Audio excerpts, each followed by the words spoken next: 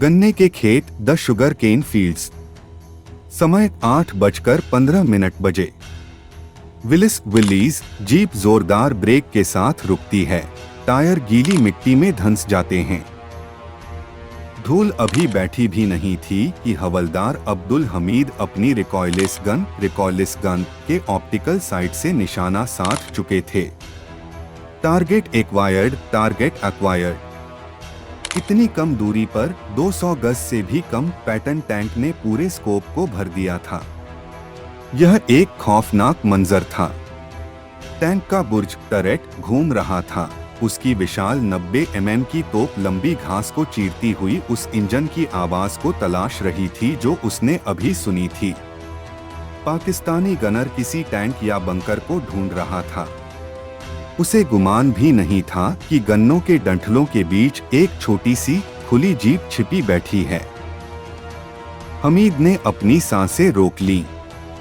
पूरी दुनिया सिमटकर उस एक क्रॉस हेयर पर आ गई। फायर! जीप अपने सस्पेंशन पर बुरी तरह हिल गई।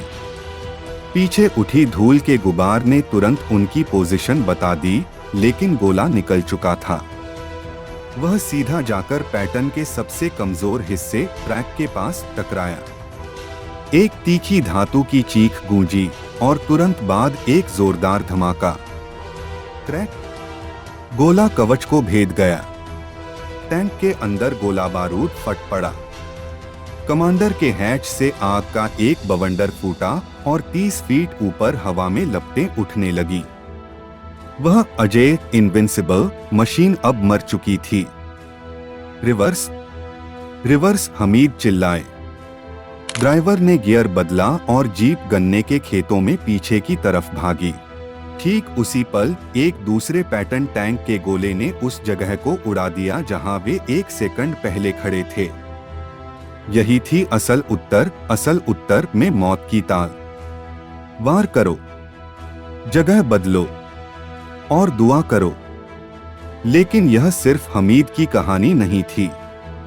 पूरे सेक्टर में ब्रिगेडियर थियोग्राज का बिछाया जाल अपना काम कर रहा था। उन्होंने सिर्फ खेतों में पानी नहीं भरा था, उन्होंने अपनी सेना को एक विशाल घोड़े की नाल हॉर्स शू के आकार में तैनात किया था। कल्पना कीजिए एक विशाल अंग्रेजी अक्षर यू की। पाकिस्तानी सीधे उस यू के खुले मुंह में घुस चले आए। वे सोच रहे थे कि वे आगे बढ़ रहे हैं, लेकिन असल में वे मौत के कुएं किल जोन में गहरे धंसते जा रहे थे। बाजुओं फ्लैंक्स पर लंबी घास में बाघों की तरह छिपे थे भारतीय सेंचुरियन टैंक। वे पैटर्न के मुकाबले पुराने थे, धीमे थे, लेकिन यहाँ रफ्तार नहीं, छिपाव स्टेल्थ मायने रखता था। पाकिस्तानी पैटर्न टैंकों के अंदर हताशा अब खौफ में बदल रही थी। उनके आधुनिक कंप्यूटर और रेंज फाइंडर इस घनी वनस्पति में बेकार थे। अमेरिकी साइट्स रेगिस्तान के लिए बनी थीं, जहां दुश्मन 2000 गज दूर दिखता है। यहां दुश्मन तब तक नहीं दिखता जब तक वह 50 गज पास न आ जाए।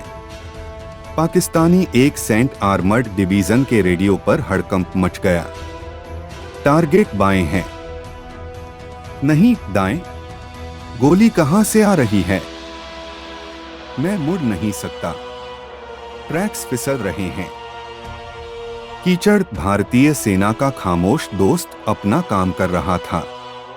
50 टन के भारी पैटर्न टैंक गीली मिट्टी में फंस रहे थे। जब वे भारतीय हमलों का जवाब देने के लिए घूमने की कोशिश करते, उनके ट्रैक उतर जाते।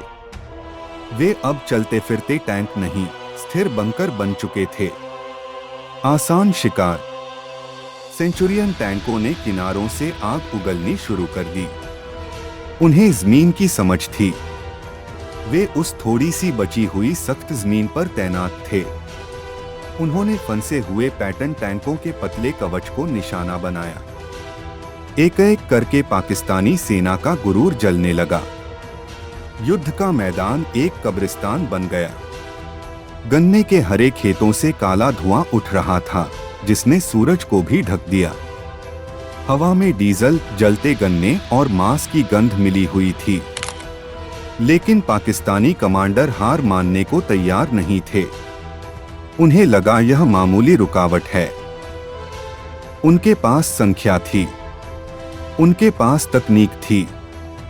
उन्होंने भारतीय लाइन के केंद्र को तोड़ने के लिए एक भीषण जवाबी हमला काउंटर चार्ज बोल दिया। उन्होंने अपनी पूरी ताकत 4th ग्रेनेडियर्स पर झोंक दी और लोहे की इस आंधी के ठीक सामने खड़े थे हवलदार अब्दुल हमीद। वे पहले ही 2 टैंक उड़ा चुके थे। उनकी पोजीशन दुश्मनों को पता चल चुकी थी। गोला बारूद खत्म होने वाला था। ज्यादातर सिपाही पीछे हट जाते। जंग का नियम कहता है, आपने अपना काम कर दिया, अब जान बचाओ। लेकिन हमीद ने देखा कि टैंक फिर से संगठित हो रहे हैं। वे उनकी बटालियन मुख्यालय की तरफ मुड़ रहे थे। अगर वे यहां से निकल गए तो रणनीति फेल हो जाएगी, मोर्चा बिखर जाएगा। उन्होंने अपने ड्राइवर को देखा, सामने से आते लोहे की दीवार को देखा। उन्होंने पीछे हटने का आदेश नहीं दिया। उन्होंने जीप को आगे बढ़ाने का हुक्म दिया। सुरक्षा के घेरे से बाहर निकलकर सीधे सबसे आगे वाले टैंक के रास्ते में। अब्दुल हमीद का यह आखिरी शिकार क्या मोड़ लेगा? क्या 4th ग्रेनेडियर्स पाकिस्तान की इस लोहे की आंधी को रोक पाएगी? असल उत्तर की इस जंग का अंजाम जानने के लिए चैनल को अभी सब्सक्राइब करें और बेल आइकन दबाएं। कहानी अभी खत्म नहीं हुई है, अगला भाग जल्द ही।